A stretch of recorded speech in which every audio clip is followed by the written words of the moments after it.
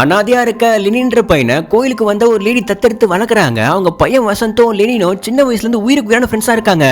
இப்போ லெனின் வளர்ந்ததும் ஒரு பெரிய மனுஷன் பொண்ணு பாரதிய காதலிக்கிறான். சீட்டு கட்டுல பாரதி ஜெயிச்சதால தோத்தவன் அவளை பழி வாங்குறதுக்கு பஸ்ல அவளை கடத்திட்டு போய் தப்பா நடக்க பாப்பான். சரியான நேரத்துல லெனினும் வசந்தவங்க வந்து அவங்களை அடிச்சு போட்டு பாரதியை காப்பாத்த பாரதி அவங்க அப்பா தான் முதல் பொண்ணு வைத்தியக்கு வசந்த மாப்பிள்ளை கிட்ட வராரு. அவங்க அம்மாவதுக்கு ஒத்துக்கிட்டு ரெண்டு பேருக்கும் எங்கேஜ்மெண்ட் முடியுது. ஆனா வைத்தியக்கு வேற ஒருத்தர லவ் பண்ணிட்டு இருக்க விஷயம் வசந்த அம்மாக்கு தெரிய வர வேற ஒருத்தருடைய காதலியும் பையனுக்கு மனைவி ஆகவே கூடாதுன்னு அவ கதையும் அவன் லவ் பண்ணவன் கதையும் முடிச்சிருப்பாங்க.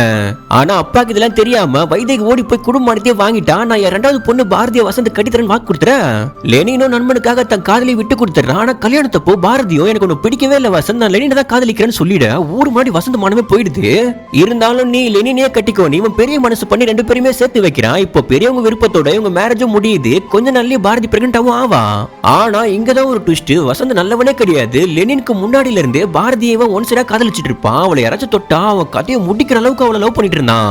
வைதேகி வசந்த தான் ஒன் சைடா காதலிச்சிருப்பா. அக்கா இருக்கும் போது தங்கச்சி பாரதியை கட்டி தர மாட்டாங்கன்னு தான் வைதேகி அவன் தனியா வர சொல்லி அம்மா மூலியமா ஆளை வச்சு அவ கதையை முடிச்சிருப்பான். சந்தேகம் வரக்கூடாது சொல்லிட்டு தான் அவளை ஒன் சைடா லவ் பண்ண பையன் கதையும் சேர்த்து வச்சு முடிச்சு அவன் ஊரை விட்டு ஓடி போன மாதிரி ஃப்ரேம் பண்ணிருப்பான். நினைச்ச மாதிரி அவங்க அப்பா பாரதியை கட்டி தரேன்னு சொல்லி கல்யாணம் வரைக்கும் வந்துருச்சுன்னு சந்தோஷமா இருக்கும் போது தான் பாரதி கணத்தை நிப்பாட்டிருப்பான். தான் ஆசைப்பட்ட பொண்ணு யாருக்குமே கிடைக்கூடாதுன்னு தான் இப்ப இவன் பாரதி கடத்தி வச்சுக்கிட்டு லெனின் கிட்ட மொத்த விஷயத்தையும் சொல்றான். நண்பனை எதிரியா நிக்கிறதா ஹீரோவான தாங்கியும் முடியல.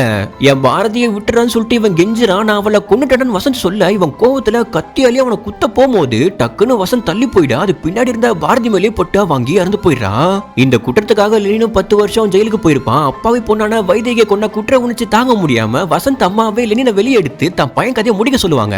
சோ இவனும் வெளியே வந்து பாரதி சாவுக்கு காரணமா இருந்த மொத்த பேரையும் கொண்டுட்டு கடைசியா வசந்தோட கதையை முடிச்சிடறான்.